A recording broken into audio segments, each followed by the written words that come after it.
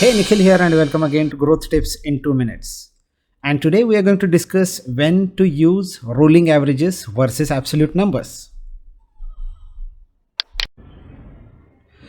Hey, let's take an example as usual. As you can see on your screen, this data is represented number of installs by date. And on your right hand side on the graph, as you can see, there is a lot of fluctuation, but seems to be some pattern in this fluctuation.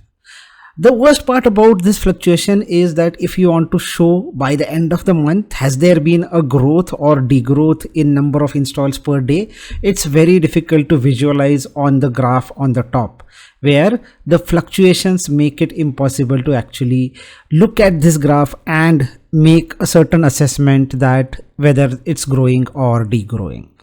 But if you look at the graph on the bottom, there is a red line for D7 rolling averages. So D7 rolling average basically is used when you have seasonality in this data. Seasonality in this case is weekly, but seasonality can be on other factors as well.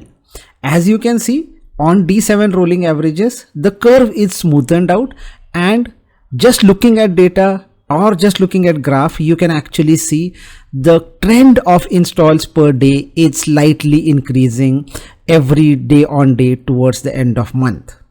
So this is how you smoothen your data for seasonality.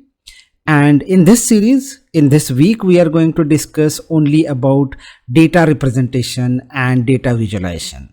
Hope that was helpful to you. Have a great week ahead, and let me know if you need any help on data visualization by commenting on the video.